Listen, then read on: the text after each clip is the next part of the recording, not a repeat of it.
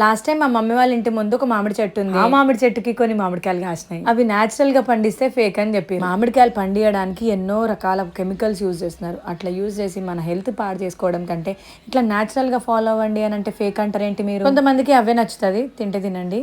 కొంతమంది మాత్రం ఉంటారు కదా హెల్త్ కాన్షియస్ ఉన్న వాళ్ళు, ఇలాంటి పద్ధతి ఫాలో అవ్వండి. ఫస్ట్ ఒక కార్డ్బోర్డ్ తీసుకొని దాంట్లో గడ్డి పెట్టేసి మన దగ్గర ఉన్న మామిడికాయలు గడ్డి మీద వేసేసి మళ్ళీ కొద్దిగా గడ్డి తీసుకొని కవర్ చేసేసేయాలి. ఇంకేముంది, కార్డ్బోర్డ్ క్లోజ్ చేసేసి గట్టిగా గాలిపోకుండా టేప్ పెట్టేసేయాలి. 1 వీక్ అట్లే వదిలేసేయాలి, దాన్ని గెలుకొద్దు. దీంట్లో మామిడికాయలు పెట్టేసి నేను సిటీకి వెళ్ళిపోయాను. ఇది 11th డే, లోపల మురిగిపోయినో ఏమైనాయో తెలియదు. మరి చూద్దాం ఫస్ట్ ఏమైందో. ఈ కార్డ్బోర్డ్ నుంచి గడ్డి తీస్తుంటే లోపల బల్లులు పాములు ఏమైనా ఉన్నాయా అన్నట్టు ఫీల్ వస్తుంది.